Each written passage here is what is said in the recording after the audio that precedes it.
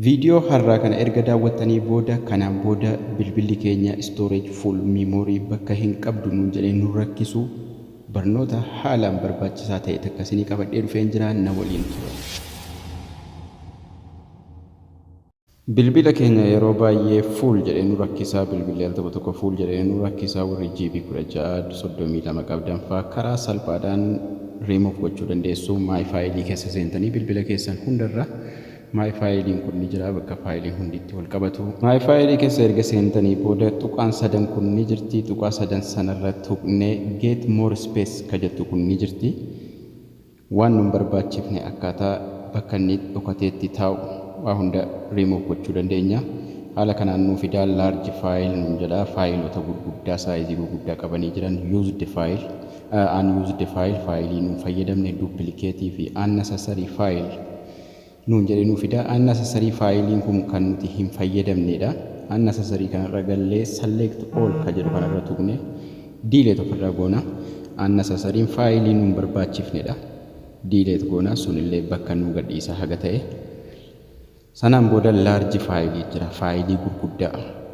Faayilii gurguddaa kan meegaabaayitii gurguddaa qabatanii jiran jechuudha.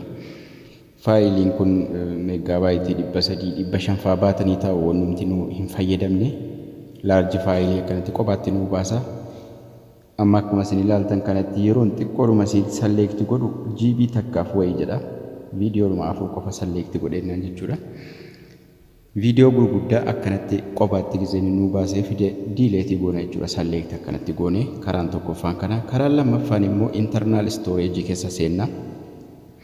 Internal storage keessa seennee WhatsApp keessa seenna. WhatsApp keessa seennee kan nu balleessuu qabnutu jira dhimma. Achi keessaallee bakka guddaa gadhiisuu dandeenya. WhatsApp keessa erga seennee kaanee miidiyaan ni jira. Miidiyaarra seenna. Miidiyaarra erga seennee egaa haala kanaan nu fida animated document image video nuun jedhee nu fida. Amma WhatsApp viidiyoorra erga seennee booda send ka jedhu ni jira. Send ka jedhu sun kan nuti namaaf ergine WhatsAppidhaan. Send sun kan nuti namaa ergine bakka biraatiin ni qaba lammaffaa ta'ee jira jechuudha bilbila keenya keessa ni balleessina isallee. WhatsApp image irrallee ni seenna.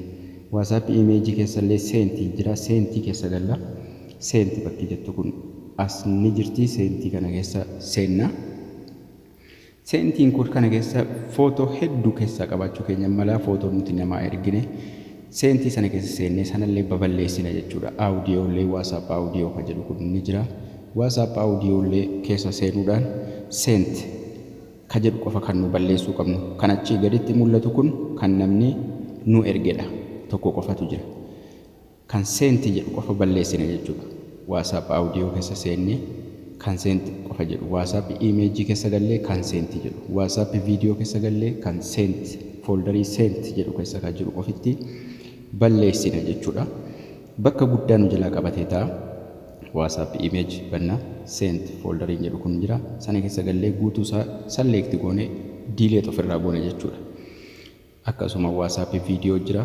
Akkasitti guutuu isaa select goonu 2000 wayii olitti jira. Keessallee kan akkuma kana baay'ee heddummachuu mala. WhatsApp audios buuses keessa seennu send folderii send jedhu jira. Keessa gallee delete goona jechuudha. Haala salphaa ta'e waan akkasii waan nu barbaachifne delete ofirraa gochuudhaan bakka guddaa argachuu dandeenya. Barnoonni keenya har'aallee kana fakkaata ture. Galatoomaa nagaan tura.